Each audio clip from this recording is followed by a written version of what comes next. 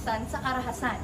Na ang solusyon po dito ay pagtigil ng kultura ng impunity ng karahasan at mangyayari po ito sa pag-aaral, edukasyon, na dapat ay hindi lang po ito binibigay sa kabataan pero ini-ensure na quality ang serbisyo na ito.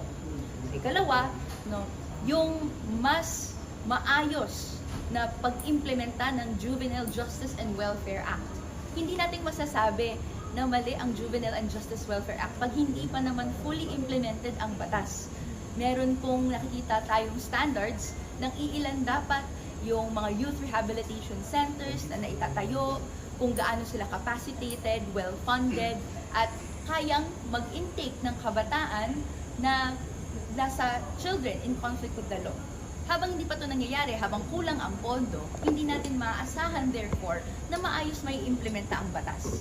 Yun po ang bibitbitin natin papuntang budget cycle this 2026 for the 2027 fiscal year. Dapat po may pondo. Meron pong usapin on social media regulation. Iniimbestigahan natin ano yung best way forward, pero wala pong puwang dapat na may continuation and proliferation of the culture of violence online, lalo na sa kabataan. So, wini-welcome natin yung mga hakbang para po imbestigahan kung paano po ito nangyayari sa ating social media platforms. Pero gusto kong i-emphasize, social media platforms have a heavy responsibility to ensure that the content on their websites is appropriate for ages and as recommended in algorithms natin. Hanggang ngayon, wala pa rin tayo nakikitang accountability, and even self-regulation from social media platforms, lalo na dito sa Pilipinas, kumpara sa ibang bansa. Parang Wild West yan sa social media. Wala pong halos regulations. So, for now, gusto natin may respeto pa rin sa karapatan at kalayaan natin to access these platforms, pero hindi po dapat abusuhin ito ng platforms na kung ano-ano na lang po yung pwede pong ipakita ng walang kontrol sa kabataan at kahit sa normal na mga may Pilipino. May effect ang culture of impunity sa pag-iisip ng kabataan.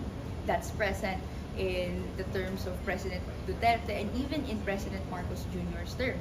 I'd argue na way back, hanggang noon ay ganun din yung effect.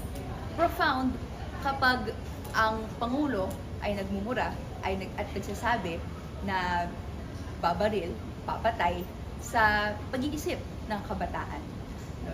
So, ito rin ay bahagi ng sinasabi nating efforts natin to end the culture of impunity. Ito rin yung reason kung bakit sa isa sa articles of impeachment ni VP Sara Duterte, yung isa doon na kinukonsider natin impeachable offense ay yung sinasabi niyang kinokontrata niya, may kinontrata siya na patayin ang isang tao, much less the President of the Philippines and others. Ayaw natin na makita to ng kabataan bilang ehemplo or mga examples of behavior. So, kaya po, tuloy-tuloy yung processes of accountability natin, whether it be in the impeachment and whether it be kung paano na-translate yung education efforts natin on the ground.